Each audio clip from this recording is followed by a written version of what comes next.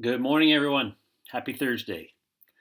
Just wanted to touch base with you. I actually recorded one of these yesterday, but then all the updated guidelines from BC came out about phasing back toward normalcy. So I decided to scrap that one and touch base with you today. I'm sure you saw that on the news. I'm excited that we can begin to take some steps back toward normalcy. I'm excited that the curve seems to be flat at this point. And we want to do that with wisdom. The elders will be speaking over the next few weeks to kind of plot our return. How do we see it wisest to return to doing what we do together as a church? So we'd appreciate your prayers as we work through those things. And we'll keep you informed. As soon as we know or have plans, we will touch base with you and keep you up to date with what's going on. Second thing, we're coming up on Mother's Day, so happy Mother's Day to you, all you mothers who are watching. To my mom, who may be watching this, happy Mother's Day early.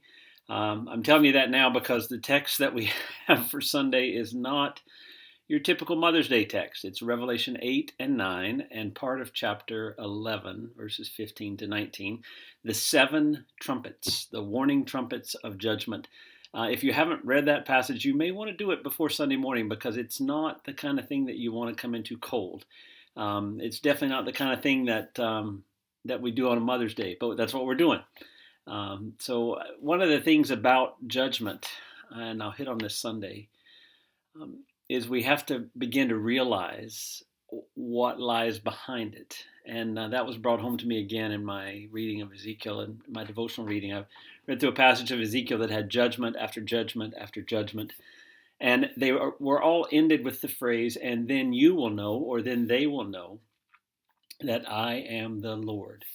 And that, it was so repetitive, it just twigged me. And I started thinking about that fact, that even in judgment, God is wanting to be known. He's revealing himself to us. He's helping us understand who he is so that we can know that he is the Lord. So I went on to BibleGateway.com. You can do this too. And I put in quotes, know that I am the Lord, and searched for everywhere it showed up. And I read through those. And what's fascinating is it's not just tied to times of judgment. It's also tied to very beautiful things, to things like the giving of the Sabbath. And then you will know that I am the Lord, who heals you, who saves you.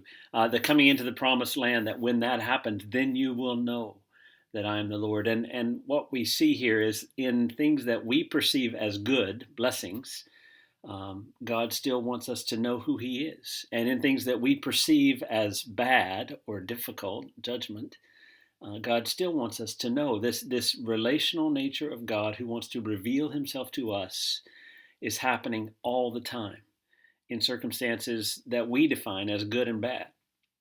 And as you work through this COVID situation, as we each kind of go through our days and try to figure out what's going on, the question is not so much why is this happening?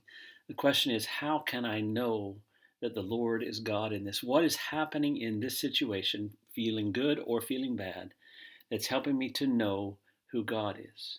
It's a great way to start each day. God, show me who you are. Help me to know that you are the Lord through whatever I encounter today. So that's what I'm praying for you guys. I'm hoping that you're doing well. We love you. We pray for you. Jake and I are missing seeing everybody, and hopefully we're moving back toward that. As I say, we'll keep you updated on that. Please let us know if there are things we can do to help.